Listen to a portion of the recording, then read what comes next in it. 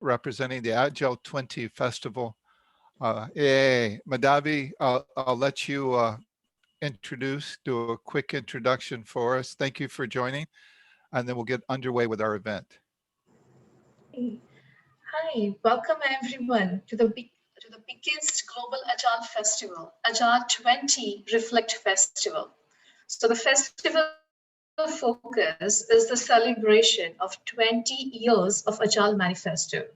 The three themes are history and origin of Agile, current state of Agile, and number three, future possibility of Agile.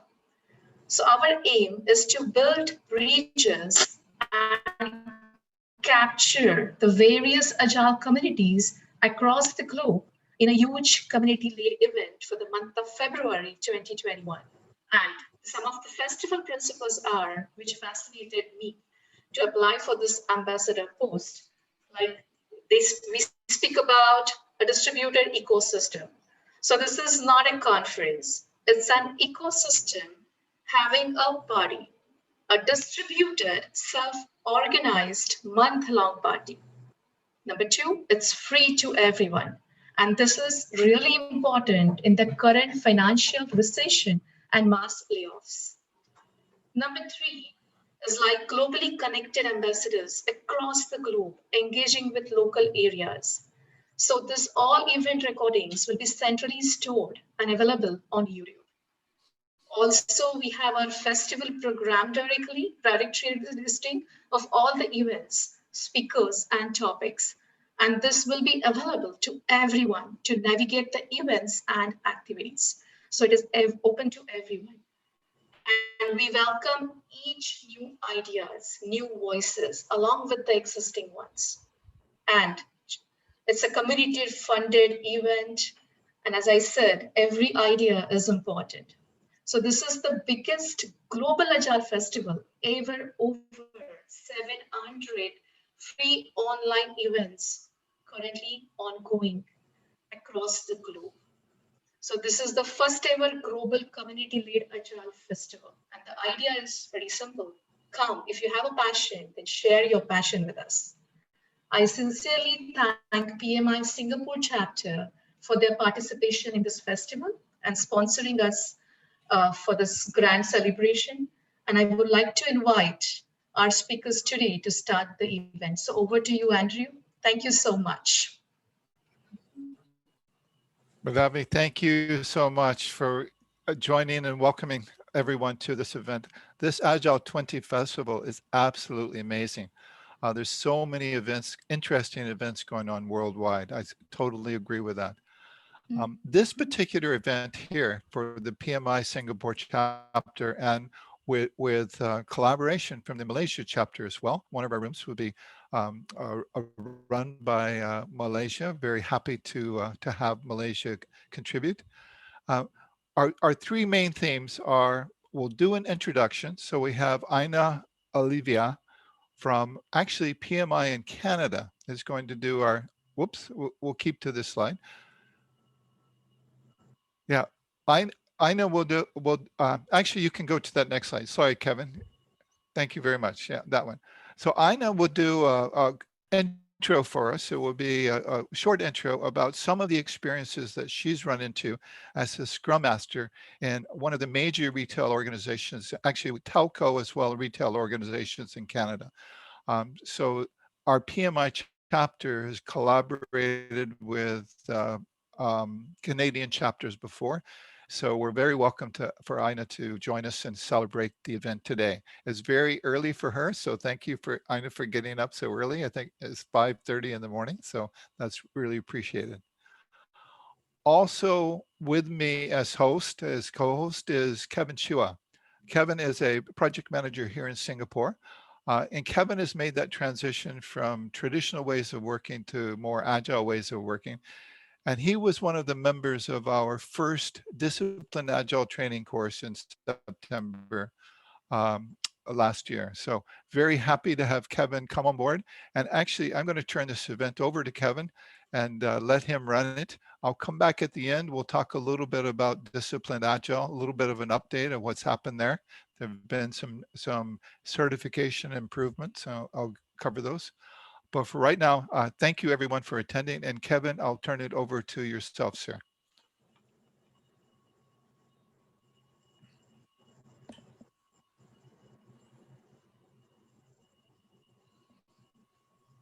Kevin, you're on mute, Kevin.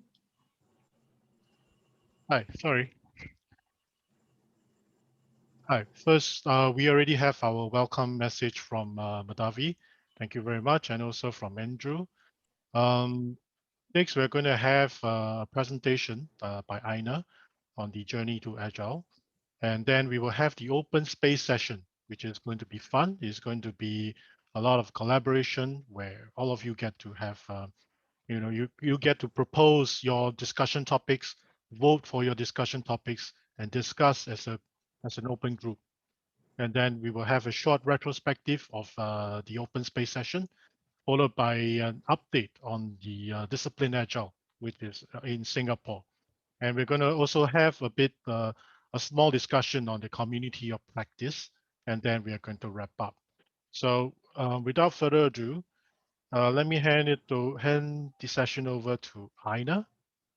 Aina, if you please. Hello guys, good evening, good morning, good day. Thank you very much, Andrew and Kevin, for the introduction. I am very excited to present for you guys today. It's my first time in Singapore, at least virtually. So I'm very excited, and moving on to my presentation, I'm gonna speak about my journey to the Agile. So I came from a project management background. I was an electrical engineer originally. Then I moved to Canada and was introduced to Agile, and there I became like an evangelist and Scrum Master. And could we move to the next slide, please? Thank you. So agenda of my presentation is to tell you a brief history of Agile, some examples why Agile can fail, all from the personal experience. Then I can't leave you with failure. I am going to say how Agile could be successful and tell about Agile transformation again from my personal experience. And let's move on to a brief history of Agile. So as you know, initially humanity were like hunters, people hunt, they live in caves. So it was like certain lifestyle. Then they changed to the agricultural culture and they needed to adapt to change. So they changed a lot in their lifestyle and their habits and the environment. But then from agricultural, they moved to machines. And then eventually from machines, they moved to computers and moved on digital. So under a certain stage, people needed to transform a lot. And one of the stages was the transformation from like tangible objects to intangible. And as you can see on my picture, this is a bridge, which is tangible, which people like been like building for years. You can see it, you can touch it, you know, like what's the purpose of it. And if we have a customer, so the customers, they at least know that they want a bridge. They don't know like what type of bridge, like how beauty it's gonna be, like or what shape or so on, but at least it's a bridge. People have like some idea in their mind. When humanity moved to IT world, sometimes customers even like don't know what they want. And I can give you my personal experience. I started my company and I needed a website. I never ever had a website in my life. So the only one thing I knew, I need a website. What kind of website? I don't know. So I came to developer and told like, make me a website. And developer started asking questions. I had no idea like what fonts you want to use, what colors and like so on. I don't know what pictures. I don't know. Would you like your picture on the front page? I don't know, but it's a very simple example. It's just like a website. So here where Agile came at the end of 90s, when people like stopped knowing what they want because they never seen it. It was like the first time in humanity history when we started doing this. So small iterations were very helpful in my experience with the developer. So we met like a couple of days and he kept showing the progress and what he'd done. And I am as a customer could provide my customer feedback like, oh, I like this color. I didn't know that gray and yellow are gonna match on the web page, but they actually like match it, and I like it. If you ask me like at the beginning, I would say like probably like blue or black, but then developer told like, let's try this, let's experiment. We did it and it worked, but I didn't know. That's why Agile is helpful in such environment.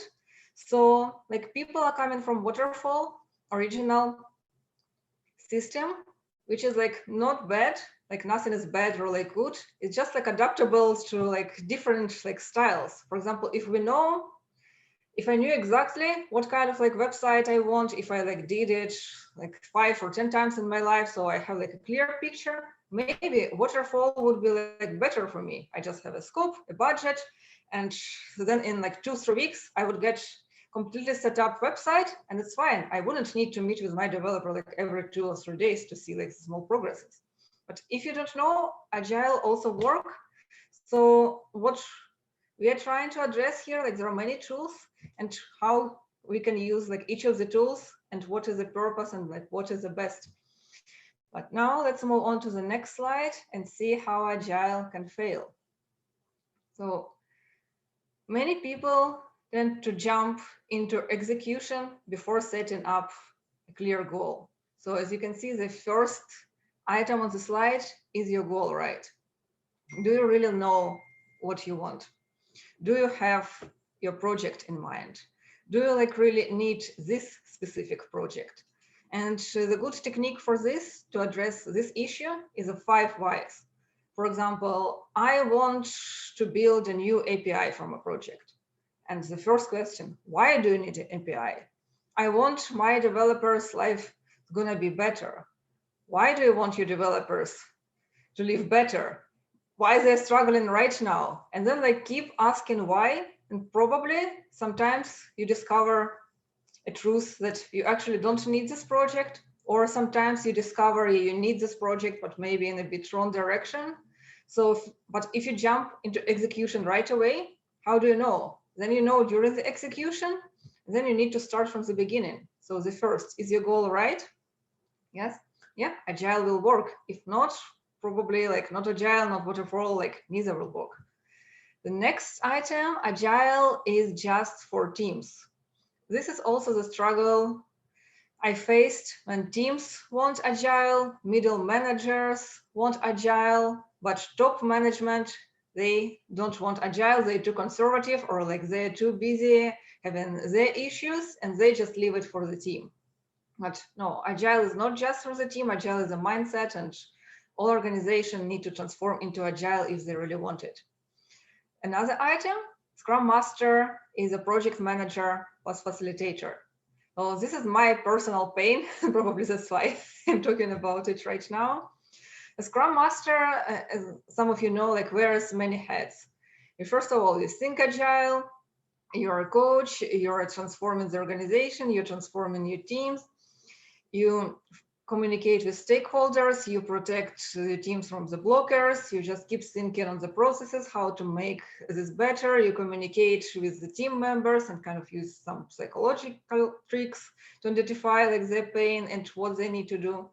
But some organizations who don't know much about Agile, but just heard this fancy word and want to bring it to them, think, okay, Scrum Master, how can we describe it? Kind of manager, plus facilitate Scrum events. So here we are. But in this case, we also risk for Agile to fail. Another item, I think Andrew is going to relate on that. Agile coach, just expensive Scrum Master. Yeah, Andrew shows me. So that was another challenge in one of the organizations I worked. We didn't have Agile coaches. And when I came as a Scrum Master, it was one of the first questions, do we have an Agile coach? So I can come and like ask to what stage they already transformed, like what kind of experience is he, like has any like knowledge on the stakeholders? I was told, no, we don't have an Agile coach here. And I asked why? And people told, but we have you and another Scrum Master. So both of you is enough, just transform. Why do we need to pay for another Agile coach? If you have Scrum Masters, we heard that Scrum Masters also can teach, they can coach. So coach. Also, big risk to fail with this attitude. And the last item I have here, Agile is a framework, not a mindset. Or as some of you heard, do Agile rather than think Agile. So again, Agile's coming like buzzy word, and it's kind of like trendy to transform into Agile before like have clear picture of what is it. So for those who just like heard this word, they think, yeah, it's framework. And when I ask people, what do you know about Agile? First word they say to me, sprint. It's Scrum, but okay, Scrum is also like under Agile umbrella. But that was the first word what people picture. Sprints, then they tell me retrospective, then demo, then backlog, and planning and grooming. But all of this and just like tools, it's a framework. It's not like a mindset.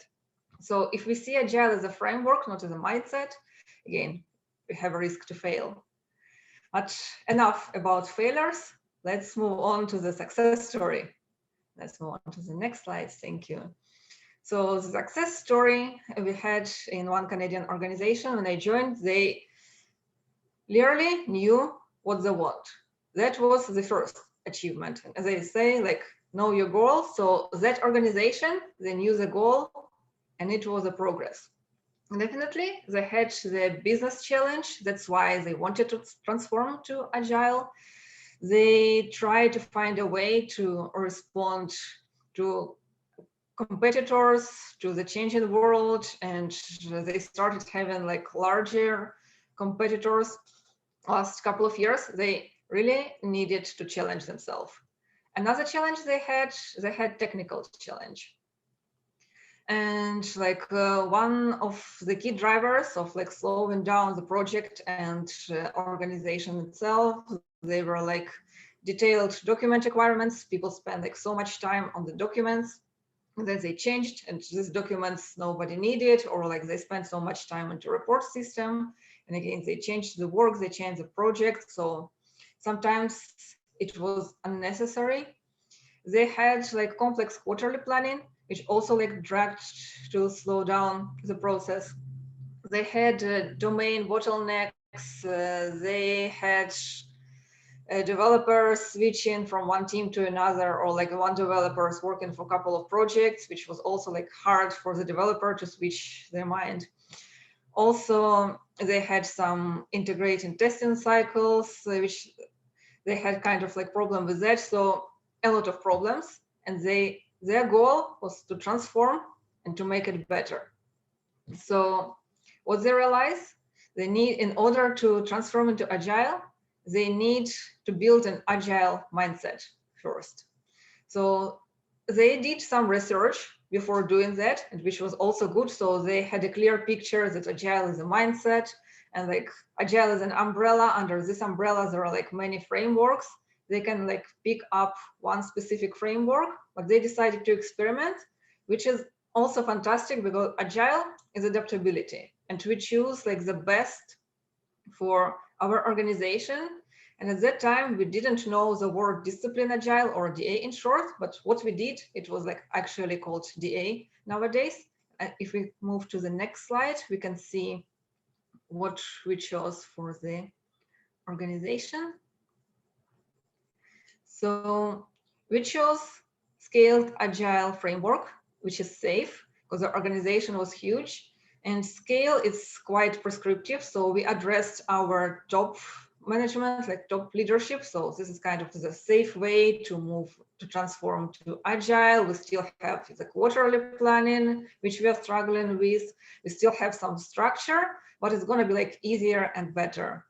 We developed Spotify model for our organization. We have Scrum Masters chapters, we had developers chapters, we had QA chapters, we had chapters leads, where we met every 2 weeks. We discussed the problems, we tried to find out the solutions. So it was like, communication flow between people. So as a Scrum Master, I communicated within the team. Then we had like Scrum of Scrums, where we communicated on the higher level, addressing the team issues. Then we had like inner Scrum Master chapter leading meeting, where Scrum Masters could like be more like open and creative about like solutions and then to bring them to Scrum of Scrums.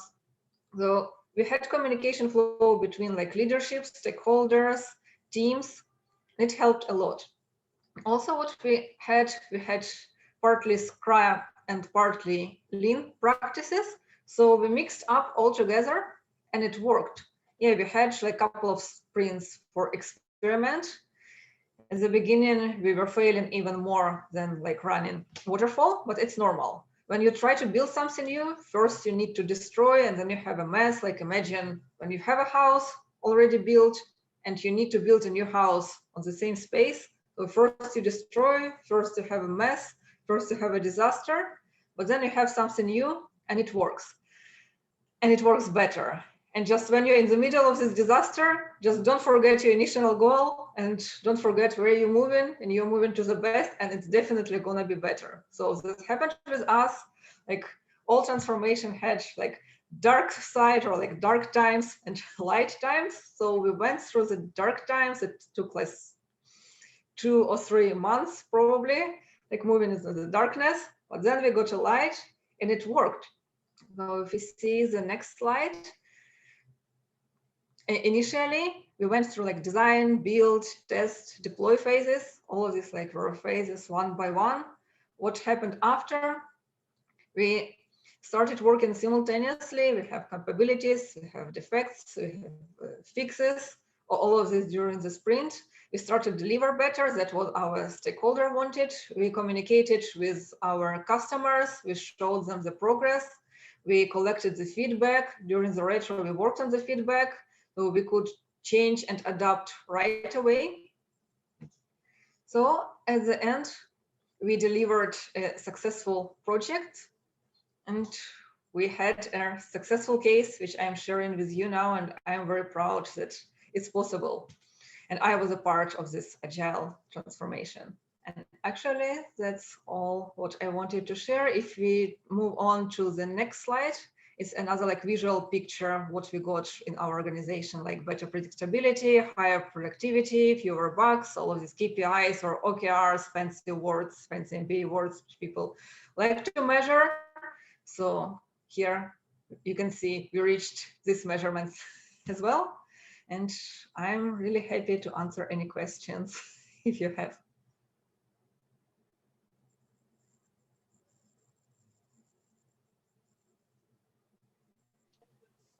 Okay. Is there someone with a question? I just heard someone speaking. Is there someone with a question?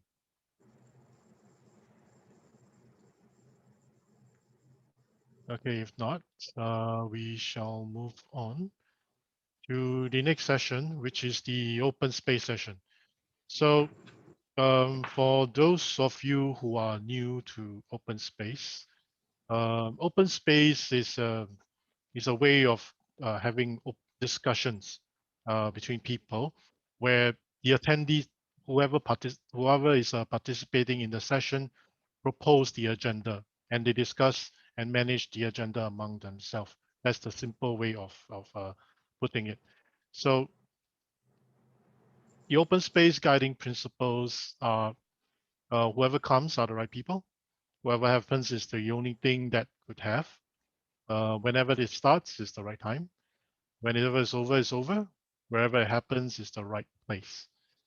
And how we're going to run this open space session during this event is we are going to create 5 breakout rooms, Zoom breakout rooms, which caters to different experience levels in Agile. So you will have the option of joining a particular room of your choice, and you can vote for you can propose discussion topics, or you can vote for a topic that someone else has raised. Okay, then the top voted topics will be discussed in the room with all the other attendees. So this will be an open, very open and fun discussion, very collaborative kind of discussion. So having this event, we would like to ask that everyone please be on mute first. And if you wish to propose a discussion topic, please raise your Zoom hand, which can be found on your control panel, on your Zoom control panel. You can raise your hand. Then the room moderator will ask you to unmute. Then you can speak. All right. And also we would request that all participants have your cameras on while you're speaking, so we can see who you are. Okay. And of course, most importantly, respect everybody's opinion. You may agree or you may not disagree with what someone is saying, but this is an open discussion. So be respectful. Okay. And you're free to leave, you're free to move between rooms. If you find that the discussion topic is probably too deep for you, for example, you might want to move to a room where the topics are of a less deep discussion. Yeah. So you can switch between rooms. It's fine. We will not be offended. We are expecting you to switch rooms. So it's fun. Okay. And last of all, relax and have fun. All right. So these are the rooms that we are going to set up. Room 1 are for rookies. We call the rookies. Is for people who are new to Agile. And a breakout room 2, we call them the transformers. They're transitioning from Waterfall to Agile, or from one form of Agile to another. Okay, that is just an example. Room 3 is for pilots. We call them pilots because they are just starting out in Agile. For example, you've just been certified in one of the agile methodologies, or you just received your PMI ACP certification, and you're just trying to start out. Yeah, so this would be the room for you. Room 4 will be for the veterans. Veterans, not meaning gray hairs, but veterans meaning you have practiced agile for a good number of years in the industry, and you would like to have discussions with your fellow peers, your fellow practitioners, to see what opinions they have about the implementation of agile in your company, in their company, or in any industry. You can discuss your ideas. And room 5 is where we call the free for all. Any experience level, you can just join in and have fun. Okay. Okay, this is for each for the open space event. Each room will have a moderator who will do the introduction, and will also be the Slido master. So at this moment, I'd like to get everyone to please check if you have the Slido app. Let me see, Slido. Yeah, or it's Kevin, they can yeah. just open it in their browser, go to sli.do Yes, you on can the, open it phone. to. Yeah. Yep, you can either download it on the phone or you can open it at sli.do on your web browser. So each room will have a moderator, each room will have a co-host who will also monitor the chat, keep the time, and will mute and unmute participants. We will have 5 minutes for topic discussions through Slido. The briefing will be conducted by the moderators in each room. Top 3 topics, top 3 voted topics will be picked for discussion. The attendees will have 2 minutes to discuss among yourselves about a topic, and we'll have a short retrospective poll of for 5 minutes right after the entire open space event. So just a reminder, raise your Zoom hand to speak. Your co-host will ask you to unmute and you can speak, right? Turn on video while you're speaking. Mute yourself when you're not speaking, and be respectful of fellow participants, okay? And next, we'll introduce our moderators and co-hosts. In the rookies room, we have moderator Rosa Ng. Rosa, can you please wave? Wave. I can't see everyone. Just wave. And co-host Chandra, can you wave, please? Yes, I can see you, Chandra. And for everyone joining the rookies room, please join the event number 38835. Okay. Use the question. Propose your topics under the Q&A. Ask the speaker side of the app. All right. If you need guidance, you can ask the co-host or the moderator for guidance. All right. Room 2, Transformers. We have moderator Hurley Hamid. Hurley, please wave your hand. Wave. And your co-host is Siva Supaya. Sorry, if I mispronounce your name. Hurley and Siva are from PMI Malaysia. They have gladly joined us from across the border, one way or another, to help us in this event. Their Slido event number is 80254. Okay, 80254. Room 3, the pilots, we have moderator, me. All right, I'm right here. And we have co-host, Siva. Siva, please raise your hand. Hi, Siva. And that is the example of the Zoom hand. All right, on the top left corner of your screen, that is the Zoom hand. Okay, and our Slido event number is 91534. Okay, 91534. And for room 4, the veterans, moderator, Mr. Andrew Coates, please wave, Andrew. Andrew, please wave. And our co-host, Subendra.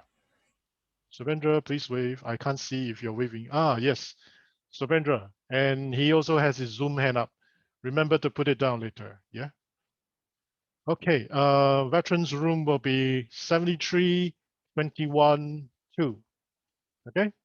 And finally, for room 5, free for all, we have moderator, your presenter for the first presentation, Miss Aina. Aina, please wave. Hi, Aina. And your co-host, Liu Manwai. Manwai, can you please wave as well? Yep, okay, then the Slido event number is 32020. All right, good for 4D. All right. So can I ask my Zoom master, are we ready? Are we ready to start? Oh, how suddenly I'm just here. Yeah, it's you and me. Yeah. Suddenly I'm just here and I have no audio. Siva, I can't Hey, hear you as Lim, well. thanks for joining. Siva, I can't hear you. Can you hear me, Kevin? Siva, I Hello? can't hear you at all. Jeff, can you hear me? Yeah, I can hear both of you.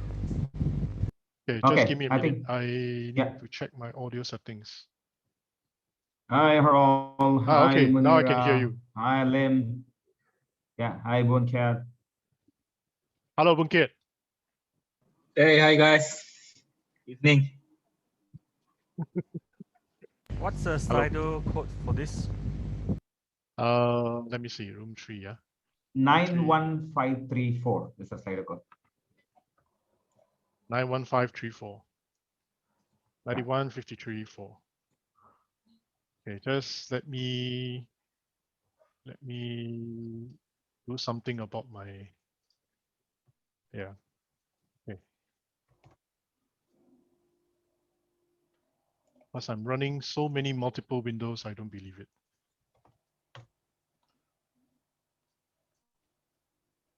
Okay, and here we are.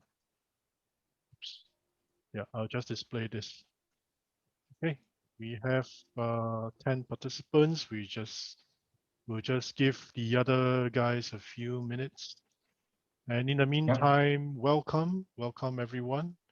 Welcome everyone. We have someone from Stuttgart, Germany. Is that correct, Mr. Harold? Hello, yeah, good morning. Good evening. Good evening. Is it in the afternoon where you're from? It's 12:30. I just had lunch.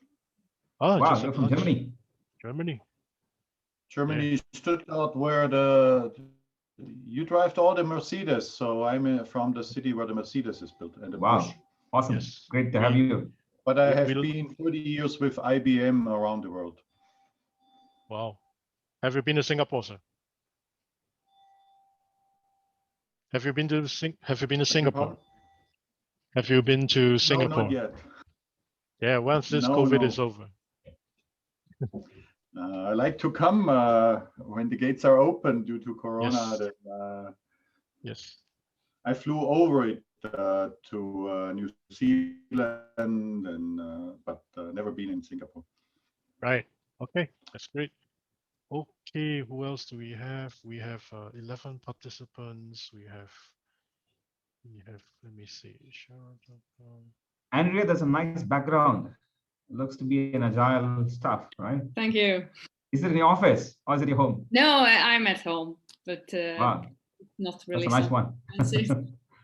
Whereabouts are you from, Andrea? I'm dialing in from Amsterdam. I'm Hungarian. Amsterdam. Amsterdam. Amsterdam. Awesome. Amsterdam, I worked as a project manager, and last year in October, I got certified from Scrum.org to professional Scrum Master, and Wow. also I did a ICP ACC course and got certified. Oh, So kind congratulations. of new, but Congrats. I'm using Scrum since 2017. Right. Actually. Oh, Yeah. okay. That's great. Congratulations. Thanks. And let's see. Are we still having people coming in? Yes, we do. And we have, let me see. Mr. Damien, you have a swimming pool behind me, behind you. You're on mute, sir. Okay, good evening. Hey, you're from Australia? No, I'm in Singapore. Oh, you're in Singapore. Yeah, Wow, welcome. thank you. And let me see, who else do we? Okay, I guess we can start. We can commence this session right now. Okay, does everyone have logged in to Slido one way or another? Does everyone have access to Slido? Does anyone have a problem with Slido? Just raise your hand. Okay, let's do it this way. First of all, can everyone turn their cameras on? House rules. Turn the cameras on, people. Yeah. We would love to see you.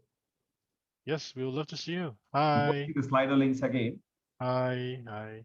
In case people have trouble accessing it, I've posted the Slido link in the chat. Yes, the Slido link. The Slido event number is 91534 for everyone who is participating. You can use that for 4D if you want. Hey, is everybody live? Mr. Vincent Sung, are you around? And Chandru, are you around? Can we have your cameras on, please? In the meantime, hello, Mr. Jeffrey Fu, my sensei. How are you? And hello, Ram. Hello, Ram. I've seen you before somewhere. I remember. How are you, Ram? Yeah. Hello, Mr. Chandru. Disciplined Agile. Yes. I remember that side view. The side view of him. Yeah. Good to see you again, sir. The way that my monitors are set up, I'm always being questioned why I'm looking side view because my main laptop is here. It's because of the setup I have. I have the same kind of setup. Okay. We have hey, Mr. Vincent Sung, are you still around? And Mr. Jayakumar. Okay. Let's just go on, yeah. Okay. Please go to the Slido event 91534, and in there you can see the. Just let me adjust this. You should be able to see this, the Q&A. Okay. Please type in your discussion. You can propose your discussion topics by typing in here. All right, where you see type your question, just type in your questions, type in your discussion topics. You can propose anything you want, anything under the sun, anything related to Agile. Okay, yeah, that's a good example.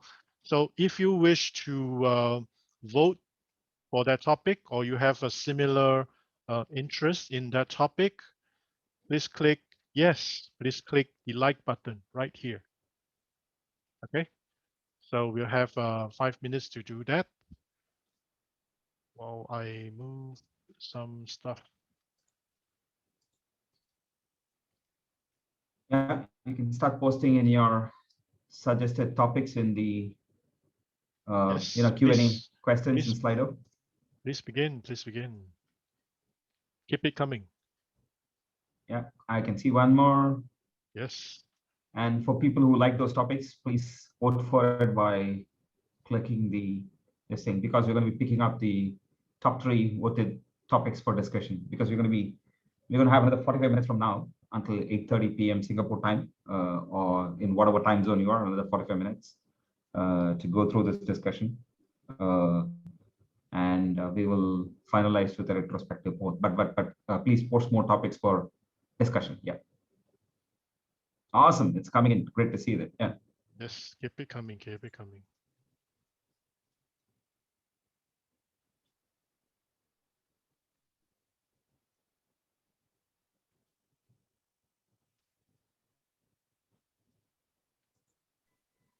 I added also a question if is agile more than just empowerment of the people and decision-making process, and the boss has shut up and be only a coach or a scrum master. Okay. That's a great one. Yeah, great.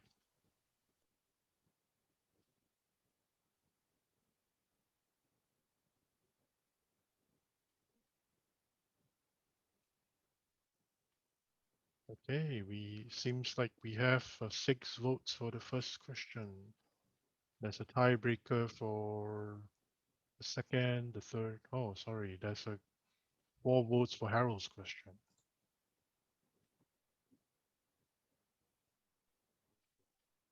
How much time do we have left, Siva? Okay, how do we vote? We have another. You can click 3.5 minutes to go. 3.5 minutes to go. Harold, you can click this yeah. thumbs up button. Yeah. I have it. Okay. Siva, we have 3 minutes.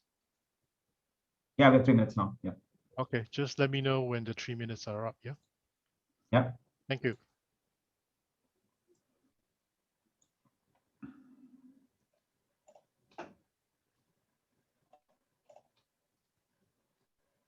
You can feel free to post more topics if you have more on your mind. There's no restriction of one topic per person. Yeah.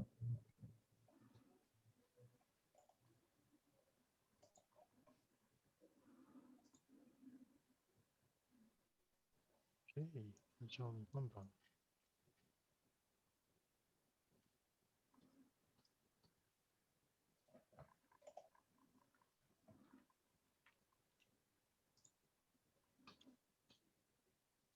Bear in mind that the answers do not have to come from me or from Siva. It can come from anyone. So it's a free discussion. Anyone who feels that they have an answer to the topic, an answer to the discussion, feel free to contribute from your experience. It's a massive sharing session. So we encourage everyone to share.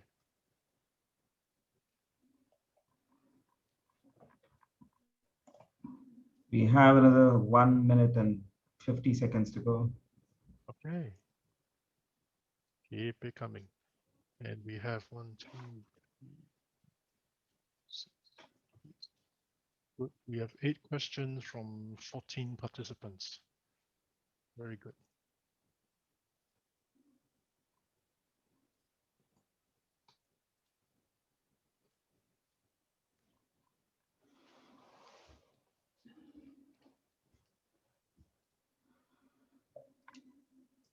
In the meantime, would Boon Kiat, would you like to share your agile experience with us?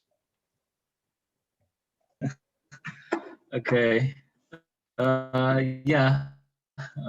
Be happy to. So a little bit of my background. So I also recently made the transition from traditional waterfall to agile. So like many organizations, right? So some of the companies or clients that I've actually worked with are actually embarking on this endeavor, right? To be implementing certain projects or solutions using agile methodology. So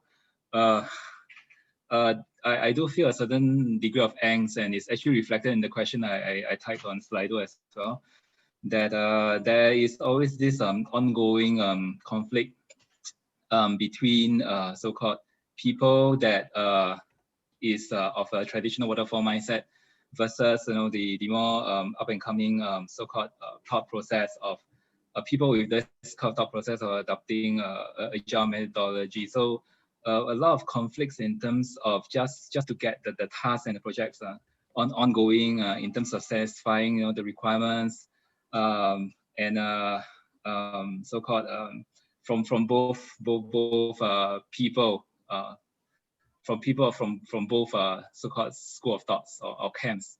So that's pretty much sums up my experience so far in my journey of implementing Agile. So we'll be keen to actually hear from the fellow so-called seniors or peers in this forum about what are your views, and your also your experiences in terms of implementing Agile, because it has certainly been more of a so-called a struggle or a learning experience from me in terms of trying to balance, the so-called thought process from people of different backgrounds and expectations. Yeah. Okay, thank you, Boon Kiat. And I think That's great. We are good on time. All right. Kevin, Thank you very much. And looking at the questions, I'm looking at these two, and I think they are addressing the same topic. Do you agree, Siva? How to drive Agile in a traditionally waterfall organization? How do you move from waterfall to Agile in your organization? Do you feel that these two are about the same? So we have 8 votes, 8 votes for transition from waterfall to Agile and implementation of waterfall to Agile. Then we have 7 votes for how can Agile coexist in waterfall. Okay, we can probably group this as well as a waterfall to Agile discussion. Then the second one would be, is Agile more of empowerment of people and decision-making process, and the boss is the coach. Okay. Then the third topic would be somewhere down here, difference between Agile and Kanban, Agile success stories from non-tech, non-software, non-tech domain. Okay, we'll come to that. I think that's a good one to pick. Yeah. The success stories for non-software, non-tech. I can help you with that in a while. So without further ado, let's start the discussion on moving from waterfall to Agile and how to drive it, and also how Agile can coexist in a good way with waterfall. Anyone with anything to share, please raise your Zoom hand and we can begin. If you're looking for how to raise your Zoom hand, you can go to your reactions button at the bottom, and there's an option to raise your Zoom hand, and you can get started. Yeah, like this. Like that. Kevin has what Kevin has done. So once you raise your hand, you will get the opportunity to speak, so that we get more structured in our discussions. Would anyone like to contribute, please?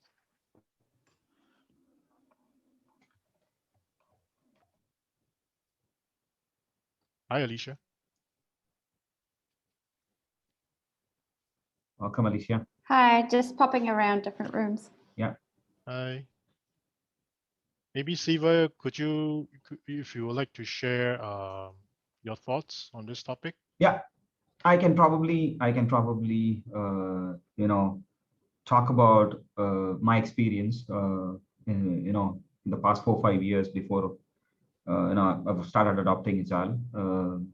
Agile was pretty new to me and to the team. We were empowered on a co-banking migration for a big bank. I worked for Standard Chartered Bank for countries like Malaysia and Singapore. We had a huge pile of work to be completed. And when we looked at the quantum of work to be done, we were like going mad. Where to start, where to stop? How do we time these deliverables? And each of them have a kind of a sequential execution. But we saw opportunities to do things in parallel, do things incrementally, and switch priorities as we need. How do we embrace changes more? It was quite daunting. So we were purely in a waterfall organization. There's nobody who done Agile. That's when personally, it was not an organization initiative. It was personally a team of 40 people, 45 people who were doing the integration between about 40 or 50 odd core systems in the bank that we had to work. And I'm from IT. So we had to deal with about 7,500 interfaces that we have to migrate from the old systems into new for product being able to launch it to customer. And this had to be done over a period of 8 months. Okay, and this is when I was actually researching what iterative mechanisms are there in terms of doing Agile. So then that is when I discovered about Agile as a methodology, and what are the principles of Agile, what are the frameworks that are available, the manifesto to speak about. And I was fascinated when I started reading about the manifesto, the short document. Then I went on to scrum.org. Then I started reading about how organizations have been practicing Agile. I had got in touch with a few PMI colleagues that time way back in India when I was in India. So that's when we started. And it was very difficult to start. When I go, it was like a meeting, daybreak. We have our morning meeting, onboarded the team of about 20, 30 people. This 20, 30 people, we had to brief what is to be done. We need to form teams. And then, has to do, it was quite difficult how to explain people about what Agile is. It was difficult. Then we said, my approach was, we're going to break this into chunk of works, small pieces of work. We're going to focus delivering on one piece at a time. And if there are going to be 4 teams, each with 5 or 6 guys out of these 30 people, we're going to focus at five items. And I'm going to nominate 1 lead per team. And I want you to take turns in the team to nominate, because you define how you work. You define your way of working. We're not going to interfere. But the objective is we start here, and we have clear milestones agreed, and this is what we want to achieve. So this is kind of a time boxing, and it was chaos initially, a lot of conflicts initially, and we slowly started transitioning about a month, right? We started reflecting on how it felt, right? It was hard, but people found that there is benefit in doing so, because it gives opportunity for everybody to contribute, everybody to actually have their opinion felt. So that's when I started, and we kind of agreed, saying that why don't we propagate this model to our core teams, which are also delivering some of these capabilities. Then we started propagating this to a few other teams. And when we started propagating this to a few other teams, they found it interesting. And we were able to easily match priorities, tie priorities together. So that's when we started. And and we had still some part of the organization doing Waterfall. We had a few teams in the organization doing Agile. So it was coexisting. It was, and when we particularly one key aspect, I'll just take 10 seconds to give time for other people as well. So what I was suggesting is, if how do we match the deliverables, and how do we meet the timelines? Because if you're doing stuff in Agile way, but the management and your, the PMO tracks deliverables in terms of Waterfall, right? So how do you make your reporting work? So we basically look at work breakdown structure. We identified key milestone tasks in those work breakdown structure, and where we are in terms of Agile and our deliverables. We started putting in artifacts. We started showing real artifacts rather than status report, saying this is done, this is done, this is how it is done. You can see it's working, it's in the environment, you go test it. And we started showing test evidences, test artifacts, and stuff like that. That kind of, it was like a demo. I couldn't call it really Agile, because Agile was not embraced within the organization at that point in time. That's how we started Agile. That's a great experience for me. And then on, we've been actually transforming, and now in 2020, the year 2020, we have started our enterprise agility in the bank, and we're turning our entire retail bank and also the entire IT and entire business into Agile. So that's and we have started adopting disciplined Agile by empowering teams to adopt their own ways of work, right, and not giving them a prescribed methodology of doing work. Yeah, that's a quick update on my experience, or sharing on experience. I think people can build on this maybe, or have your own sharings. Yes, thank you very much, Siva. Does anyone else have story or opinion to share? Feel free to raise your hand. You can get talking as well. It's about sharing. It's about sharing.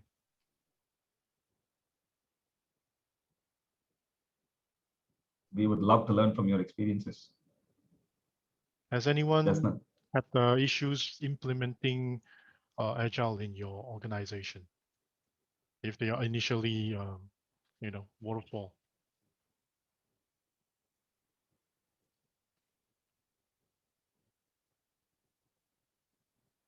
Maybe I could just share a similar story because I am not from the IT industry. So whoever is asking the IT or non-tech question, yep, here I am. I'm from the telecommunication industry. It's much closer to construction rather than IT, because what my company does is we provide solutions for telecommunication, mobile network installations, hard infrastructure installations. So the little antennas that you see, for those in Singapore and probably some parts of the world, if you see the little antennas coming from installed on the roofs, on the ceilings of certain buildings, these are the types of implementations, installations that I do. So traditionally, this has always been carried out in on a waterfall or traditional fashion. Well, you have to start. You first have a kickoff meeting, then you will have to start submitting your documentation, apply for permit to work at the place. You have to pass a security clearance. Then you start installing floor to floor, depending on how tall the building is. You start installing the infrastructure floor by floor by floor. And so if you have a 30-story building, right, you start from the top, you install one floor, one floor, one floor, one floor, one floor. And typically, this is in the context of a radio base station.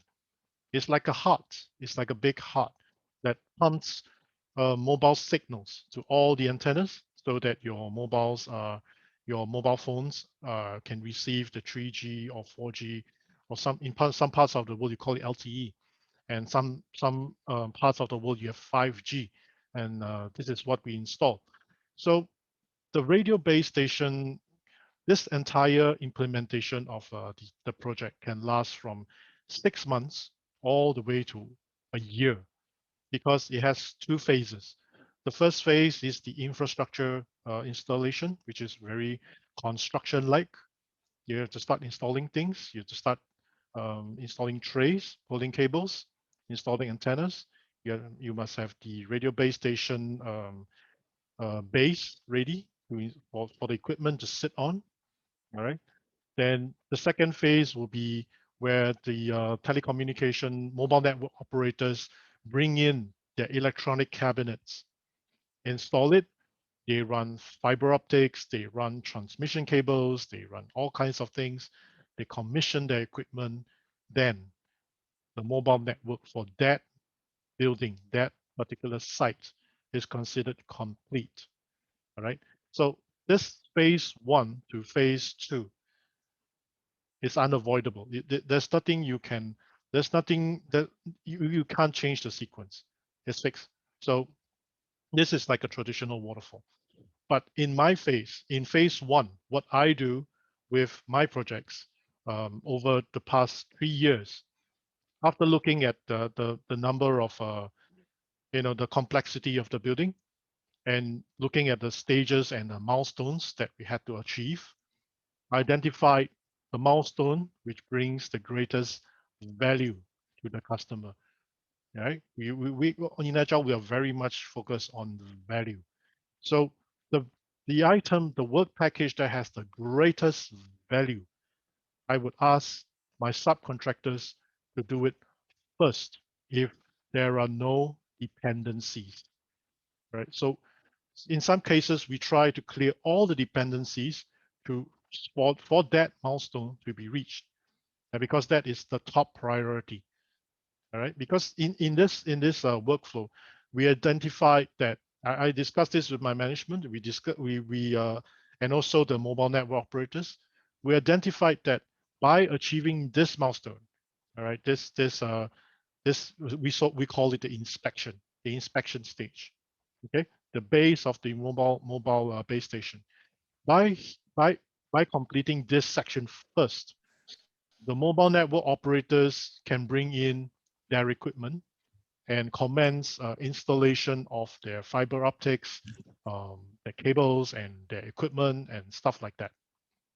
So everything, their phase of work and my phase of work can run parallel, right? So you see how that shortens the entire project life, the span of the project. From 1 year, we can shorten it all the way to probably half a year or so if there are no deterrents, there are no other dependencies. We can actually shorten the span of the project by quite a lot, and the customers appreciate it because a lot of buildings, a lot of new buildings, they would like to have the mobile network live and operational before the tenants move in.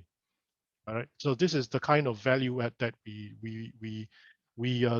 design for the customer, and we share with them that we are delivering value to you first because this is the milestone that we need to hit, and how this is going to add value for the project that we are doing right now. Okay, so a lot of customers, they understand. I explain it to them in a very layman way. I said, oh, I can do this. I can do this at the same time. Then we can run parallel. We shorten the time. That's it.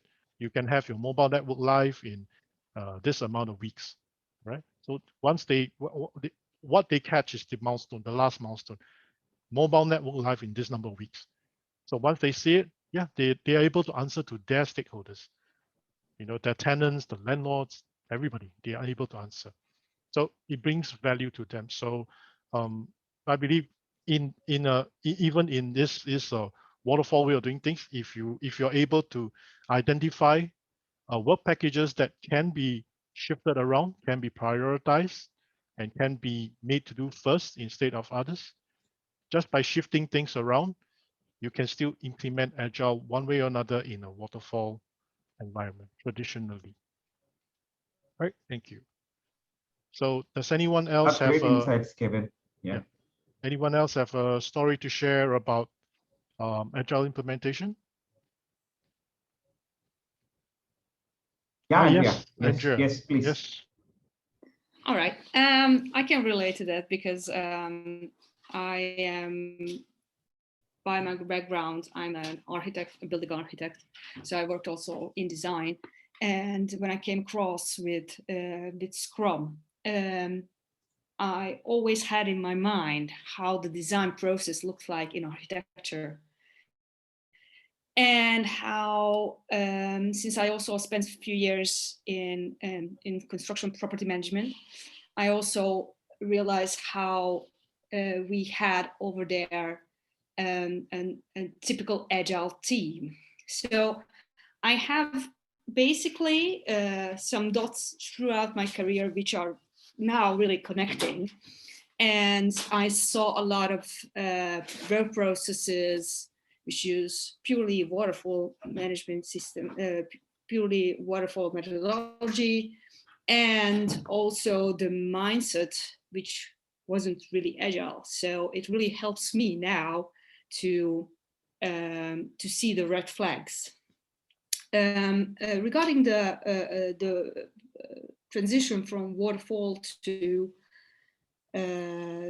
to Agile project management, I experienced around 2017 when I worked as a project manager for a software company, software as a service company, and we had already a product, and the implementation was quite easy for telcos. Mostly we work with telcos. And we manage those projects mostly in waterfall. But we needed to adjust the product. And the project came by which one of our customers wanted to build something new. And it could have been done only by using Scrum or Agile methodology, because we needed to inspect the depth throughout the time. The difference, of course, I'm coming across quite often of correlation between Waterfall and Agile methodologies. For some projects, some industries, Waterfall can work pretty well, and you cannot do it differently. So you have a process. So in order to build a building, you need the foundations first done. So you cannot do the roof in the same time. But experiencing changes and changing of requirements, you want to chunk it up your project into smaller pieces so you can adapt through time. Next to that, you want to have also and consider an agile contract with your customer as well in place in order to be successful financially. So that would be my contribution, my comment to Waterfall and Agile.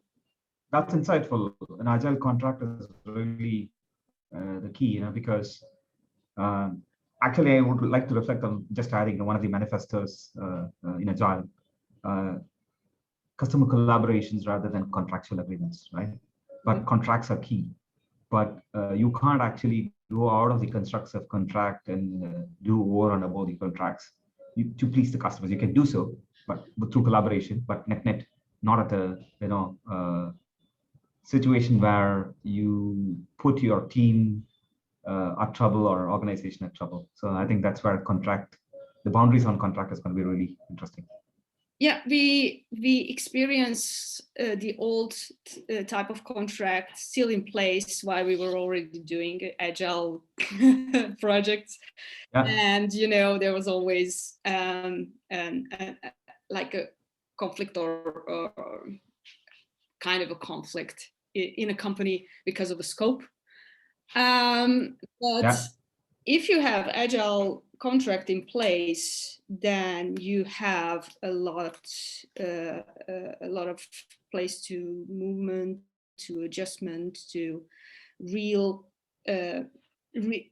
actually living the agile values when you are inspecting, adapting, and then you have all the transparency in front of your customer, and then you can build enormous trust during these projects. So these smaller projects were actually the key for further collaboration, really successful collaboration, which didn't really resonate in a higher level in the company as with us in a team. But we share this success together. We grow together. We learn together, and that was really powerful. Yeah, correct. Any other points to add on to Andrea's views? And I think great insights, on this topic. Otherwise, I'll take a quick 20 seconds. Wait for people to add on this topic. Transition from Waterfall to Agile. How do we coexist Agile and Waterfall? If not, another 10 seconds, we'll go on to the next question. Kevin, what do you suggest, right? Because yes, we should keep the interest going. Yeah, we should move on to the next one is an empowerment. It should empower people to talk in the room. Okay, let's move on to the next topic, which is Agile more than empowerment of people, more than decision-making process, and the boss is the coach? This was raised by Mr. Harold from Stuttgart. So, Mr. Harold, would you like to share with us your thoughts on this matter? Why did you, what prompted you to have this question? I'm 61 and I finished as an engineer and just did a master degree in systemic counseling to help people versus developing big computers at IBM. So my master thesis was empowerment of people in a modern organization. But I'm really wondering why is HR more? Because I always discuss in meetings, yeah, empowerment, the people should decide and not the boss. It's not a hierarchy, it's holacracy. But what is the real difference of agile? Agile, is it really, does it mean flexible decision making at the front where the people know it and let the people do the decision and the work? I hope agile is more than just empowering and decision making. That's why I thought, what is your experience? What is really agile versus empowerment versus decision making?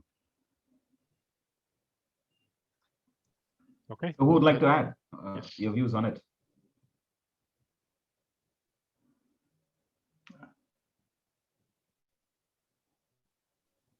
Sorry, you're so asking?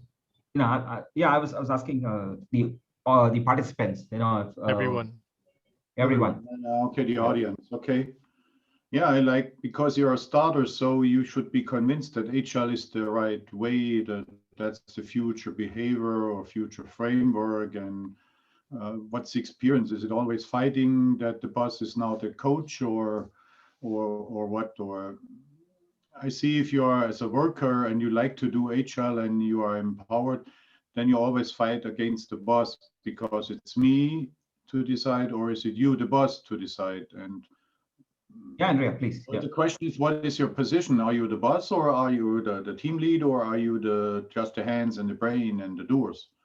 Yeah, it's not really my idea, but I really love to listen into some inspirational agilists, scrummers, and I'm not sure if you are all know about Gunther Verheyen, who's basically a Scrum guru in my eyes. He was saying that that basically how he imagined working with Scrum and with Agile is basically the company should work as a hub where the people, the developers or the engineers or whichever teams are knowing what is the best way to do. They are self-inspecting, of course, and they're having these retros and always improving their processes. But the interaction, the people are the first. So individuals and interactions over processes and tools. And where the executive level is like a venture capitalist, not in a positive way. They can decide wherever they want to invest in certain solutions, and I like that, where the teams can decide what is the best way to, most efficient way to do, or the less hurtful way to reduce, bugs, for example. So where the executives need to think about that they, in this hierarchy, their salary is coming from those people. So if we are successful in building things in a really efficient, innovative and way, when we are focusing on our customers, on the whys, and the people, the teams are thinking about the how and not the management, then, and giving them space and of course the trust throughout the transparency they have in the organization, because transparency can be really tough thing in all the organizations. Then they can be really, really successful. And that's how I also think I should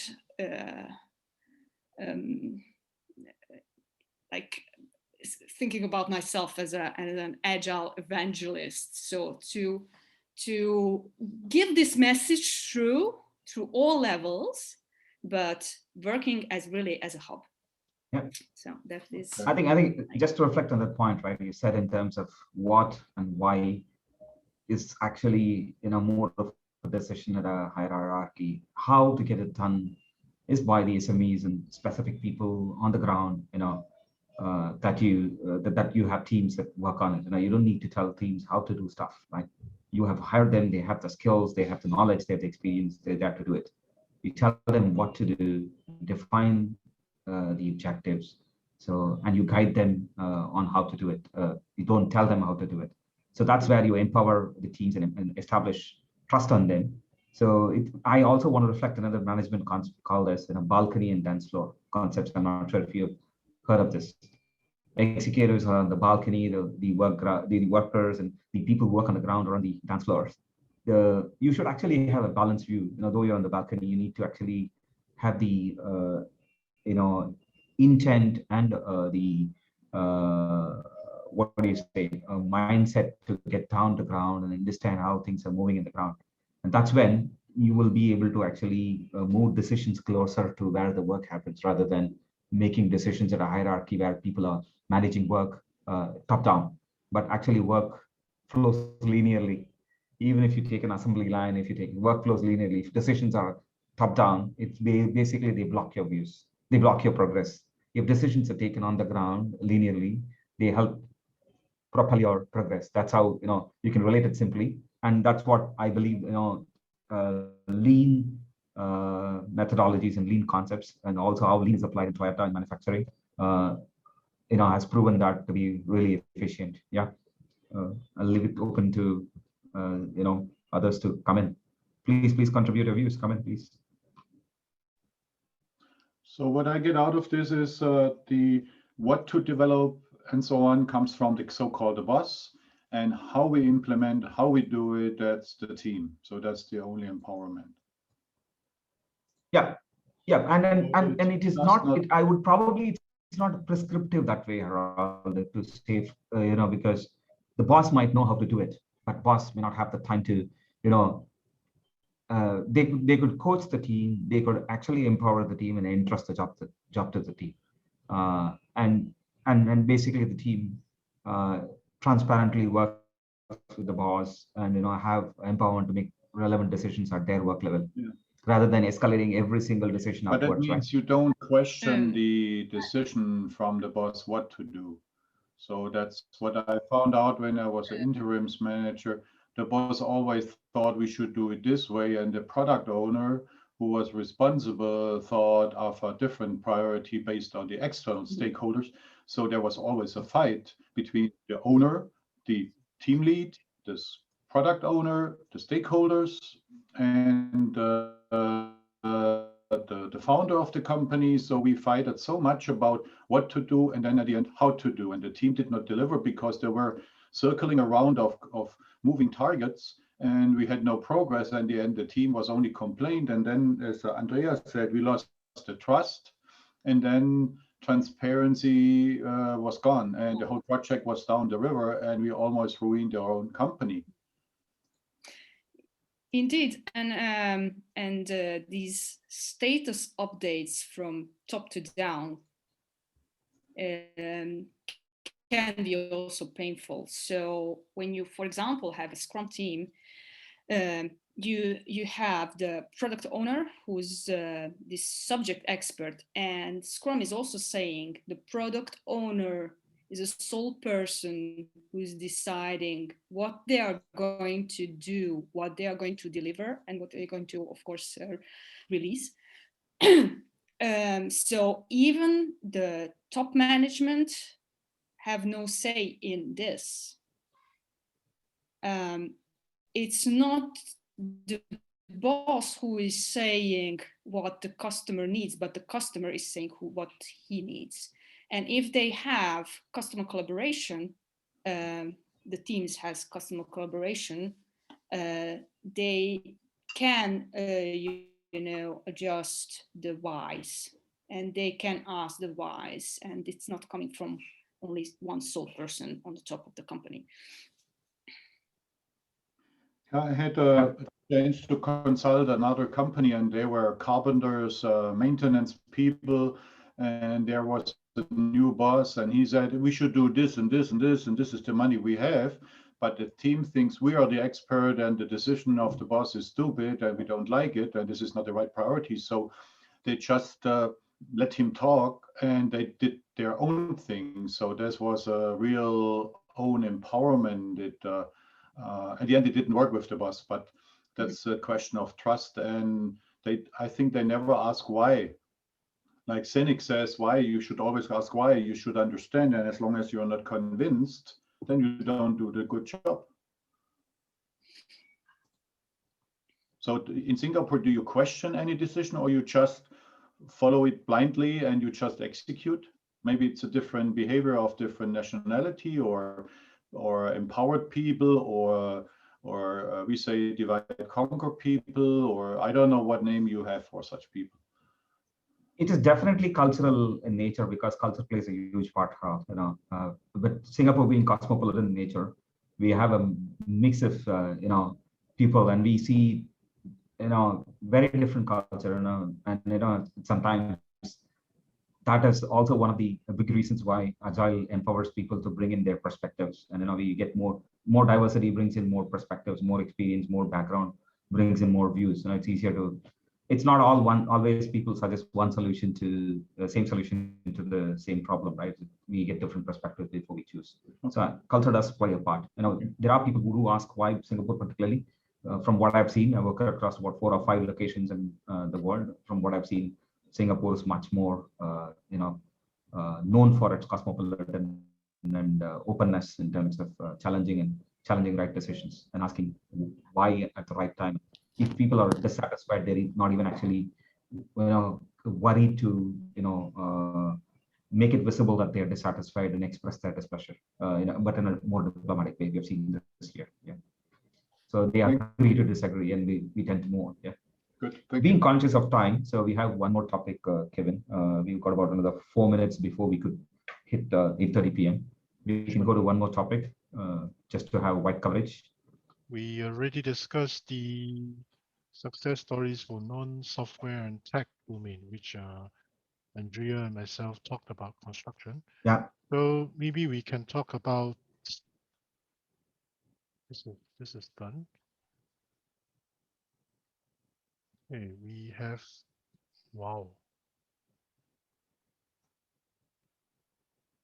Okay, Siva, so we have a few choices. We have difference between Agile and Kanban. We have does Agile work for manufacturing? Yeah, I think both are Yes. kind of. I can relate to both of them. Yeah. Okay, so I can think we could combine and bunch, take those. Yeah, yes, yeah. can we bunch them together? Yeah, sure. Okay, and this will be our topic. Okay, so who wants to go first? So this is what we are discussing, the difference between Agile and Kanban. Does Agile work for manufacturing?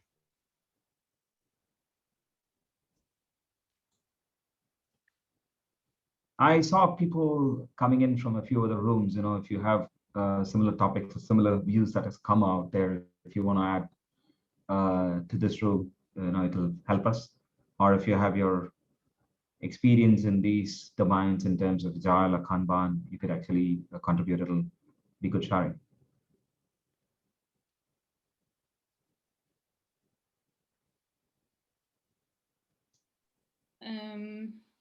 So I have also some experience in Kanban because a company we're working delivered the content with Kanban. It was continuous delivery.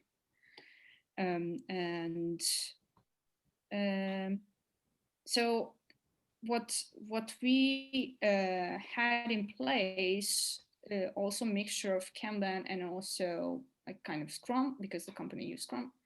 And so the team which was working with Kanban, they did have stand-ups and retros in place order to discuss work in progress and also to improve their processes, how they work in day by day. So I'm not sure if somebody who asked this question want to specify what is, did I answer to that question? Because it was kind of a mixture of using Kanban.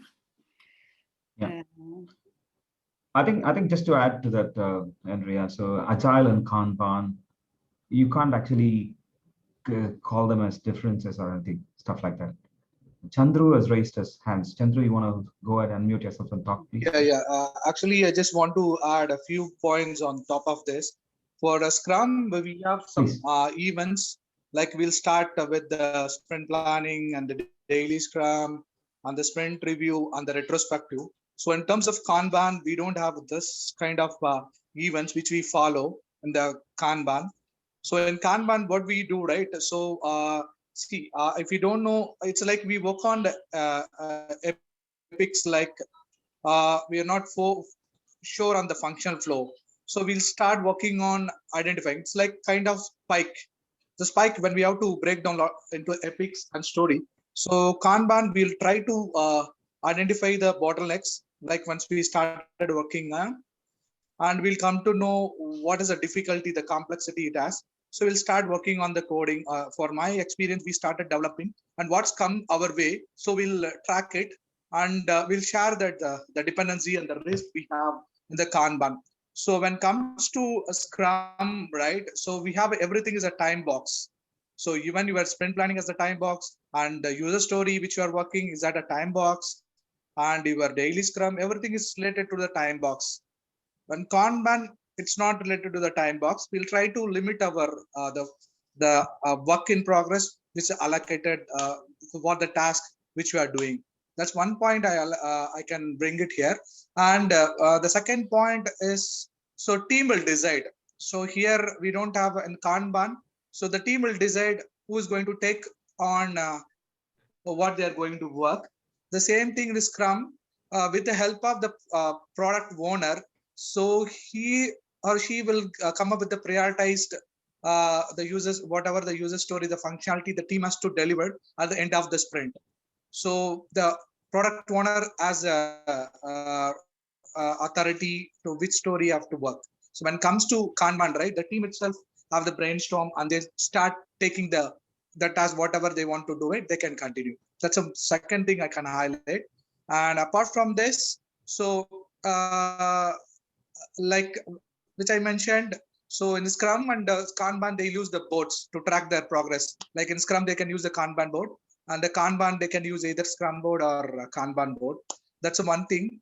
And moreover, when you talk about the Scrum, right, we have a lot of metrics. We can say one of the metrics we can follow velocity and how much at the end of the sprint, how much the team has delivered. So what they committed, like in terms of user story, they are committed for the sprint 30, how much they have delivered.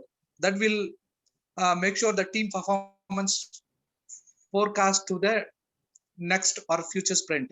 So when it comes to Kanban, right, we don't have those kind of metrics to make sure to for validate the team performance.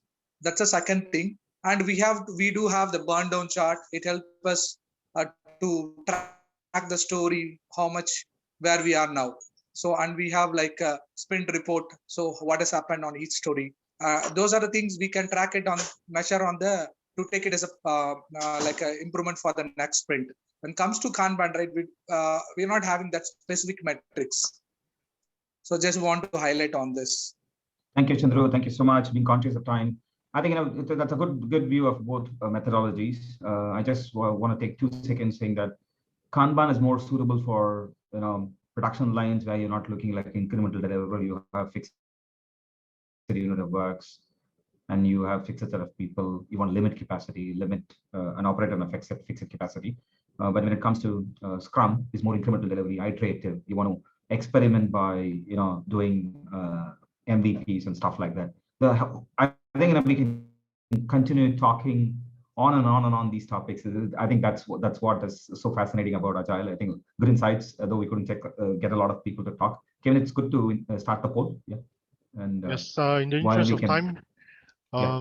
if you look at your screens, your Slido screens, there is another part called the poll.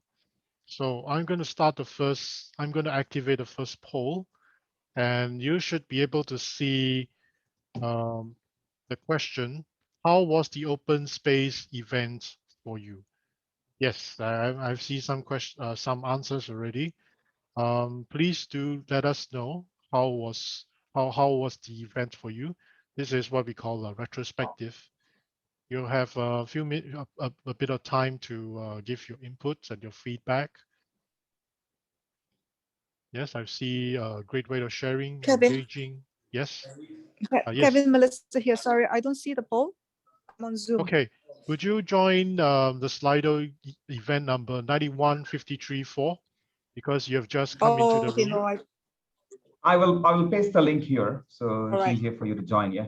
Yes. Yes. Okay. Please do. Thank you, Siva. Yeah, Melissa, I'll paste it in the chat. You can click on it and get to the polls there. Yeah. Just give me a minute. Awesome. Good to see. Useful, contributional, interesting to be able to jump into any of the breakout rooms. That's the benefit of yes, open space. Yeah, that's the fun. That's the fun part of it. Everybody gets to say something. Everybody gets to vote for what they want.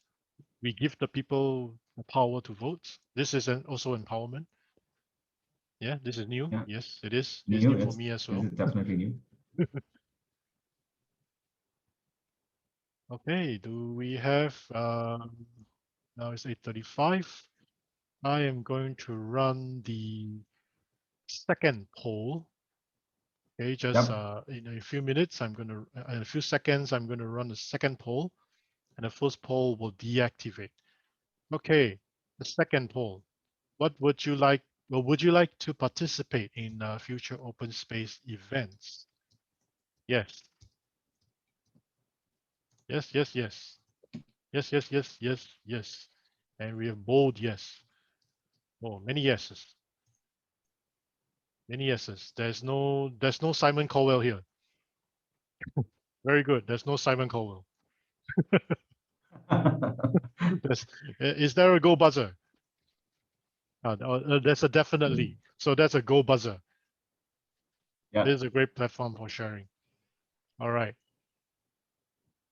Okay. We have heard you. We have heard from you, your opinions, your sharing, your thoughts, your questions. Thank you very much for this open space session. We can now return to the main room and get on with the rest of the program. All right. Thank you all for contributing. Thank you very much for speaking. We will see you in a while. Yeah, and just a reminder, when you're clicking on leave room, you get two options. You just leave the room, don't leave the meeting, because if you leave the meeting, you'll get out of the meeting, you'll get kicked out. If you leave the room, you go back to the main room. Yeah. So just a reminder, be cautious. Leave room. Leave room. Yeah. All right. See you soon. Thank you so much. Thank you, sir.